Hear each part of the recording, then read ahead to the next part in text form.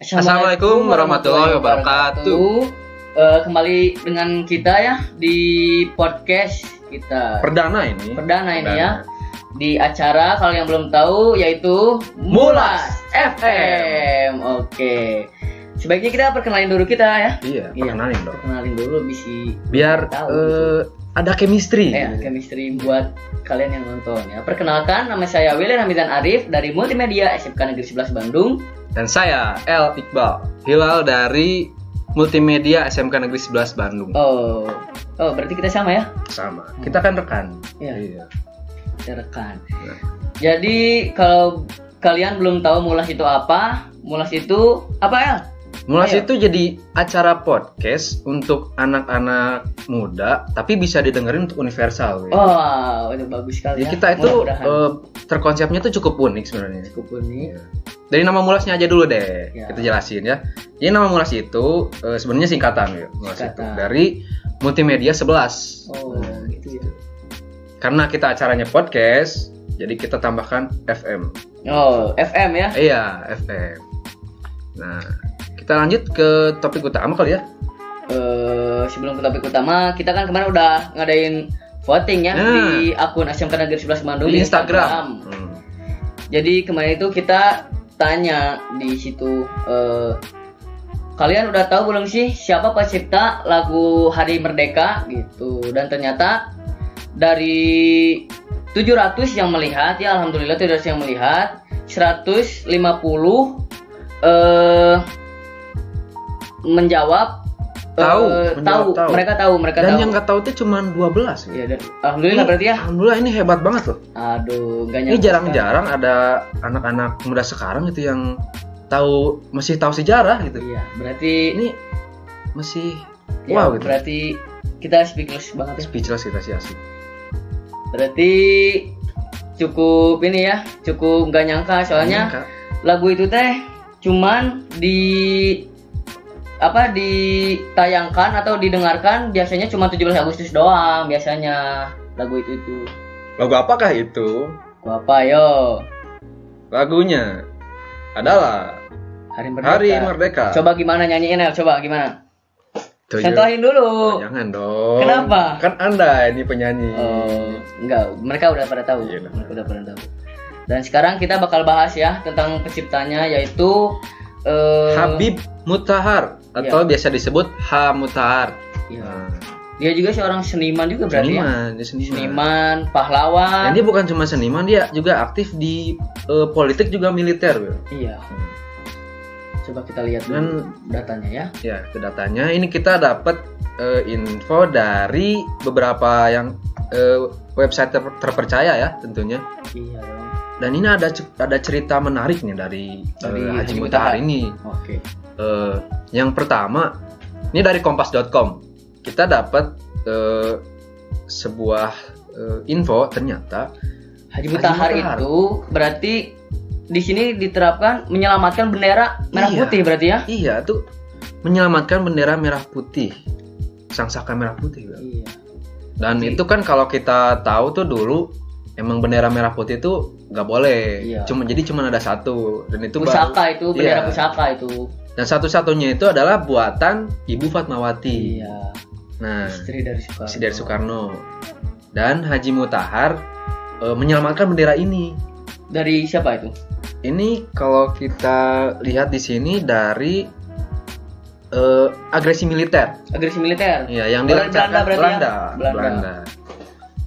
Tahun 1948. Jadi yang belum tahu ya, setelah proklamasi itu kita nggak bebas. Kita itu masih dijajah. Belanda datang lagi gitu.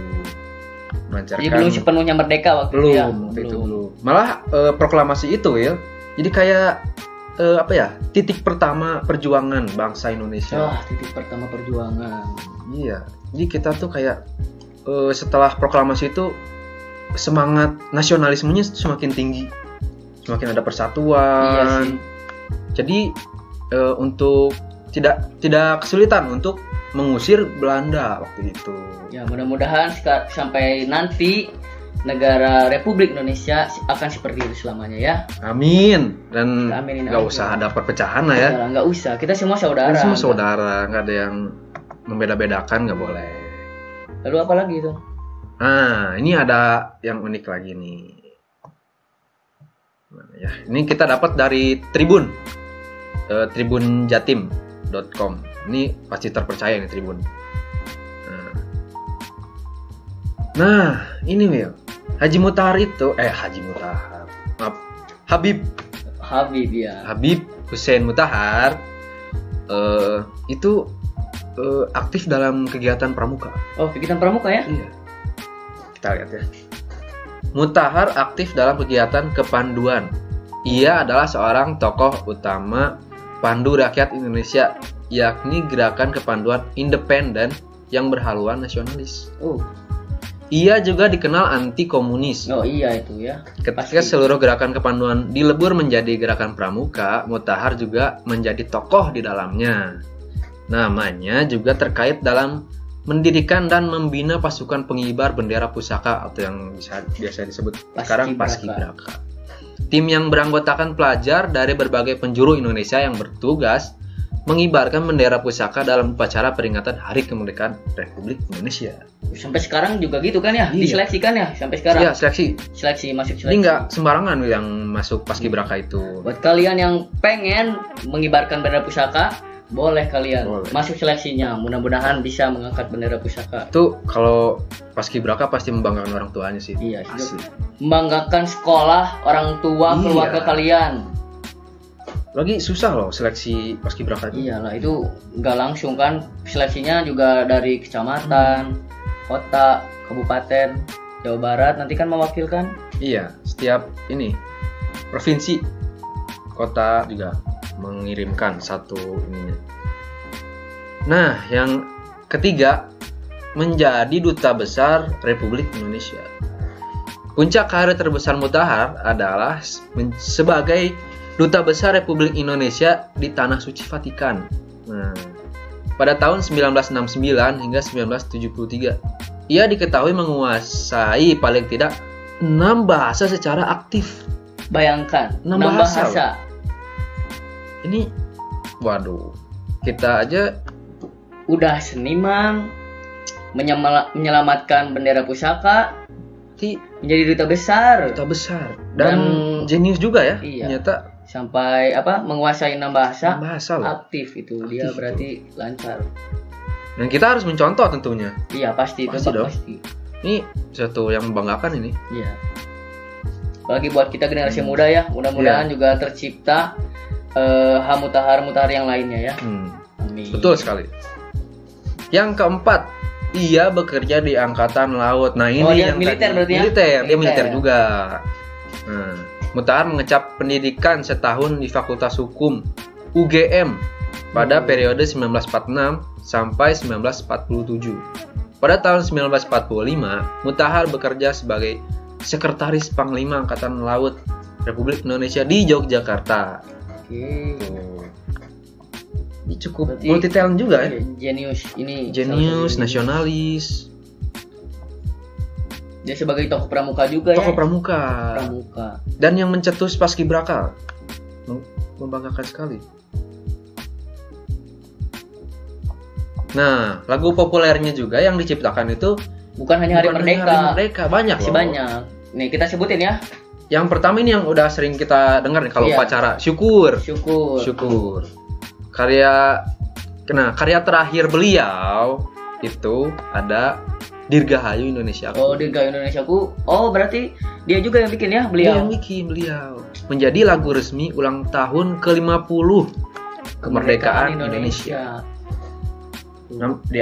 Beliau juga nggak hanya menciptakan lagu untuk negeri ini. Oh, ini unik nih guys. Ini unik. Jadi dia juga menciptakan beberapa lagu anak-anak ternyata. Anak ciptaannya antara lain Gembira, Tepuk Tangan, Siang-siang, Mari Tepuk, Selamatlah, Jangan Putus Asa. Tuh, kalian yang putus asa, dengarkan lagu ini. Dengarkan lah ya. Iya, dijamin kalian langsung semangat membara. Kayaknya tuh anak-anak zaman sekarang tuh doyannya putus asa gitu ya. Iya, pasrah, males, rebahan. Mending kalian baca sumber-sumber yang kayak gini biar kalian bisa mendapat motivasi buat jadi lebih baik lagi gitu guys. Tuh. Di Indonesia ini terkenal karena orang-orangnya jenius. Iya. Kita cari lagi tentang beliau ini ya. Ternyata Mutahar itu cukup ini loh. Dia pernah menjadi sopirnya Bung Karno. Buat kalian yang belum tahu ya. Ketika pusat pemerintahan Indonesia hijrah ke Yogyakarta, Mutahar pernah diajak Laksamana Muda Muhammad Nazir yang ketika itu menjadi Panglima Angkatan Laut sebagai sekretaris Panglima beliau diberi pangkat Kapten Angkatan Laut. Kapten. Iya, dia kapten. Ketika mendampingi Nazir, itulah Bung Karno kemudian mengingat Mutahar sebagai sopir. Aduh. Jadi Bung Karno itu baru ngeh ya ternyata dulunya pernah menjadi sopirnya. Aduh. Yang mengemudikan mobilnya di Semarang beberapa hari setelah pertempuran 5 hari waktu itu. Dan semasa hidupnya juga, meskipun beliau orang hebat, gitu, orang yang berjasa lah bagi Indonesia pastinya. Beliau nggak memilih tidak dimakamkan di Taman Makam Pahlawan. Iya, padahal dia bisa disebut pahlawan yang berjasa banget ya. Sangat berjasa. Iya itu. Beliau meninggal dunia pada tanggal 9 Juni 2004. Oh, berarti baru tahun 2000-an ya? Baru. Pada usia 87 tahun. Walaupun beliau berhak dimakamkan di makam Taman Pahlawan Kalibata karena memiliki tanda kehormatan negara Bintang Mahaputra atas jasanya menyelamatkan bendera pusaka merah putih. Oh, berarti waktu menyalakan bendera pusaka dia diberi penghargaan berarti ya? Iya. Beri tanda kehormatan. Dan bukan Bintang Mahaputra aja, beliau juga ini dapat penghargaan Bintang Gerilya. Oh, itu pasti perang berarti ya gerilya ya. Gerilya perang. Coba bacain itu. Atas jasanya ikut berperang gerilya pada tahun 1948 sampai 1949. Namun beliau menolak dan memilih untuk dimakamkan di TPU Jeruk Purut, Jakarta Selatan. Ya, berarti dia sangat rendah hati ya. Rendah hati sekali beliau. Ya, rendah hati.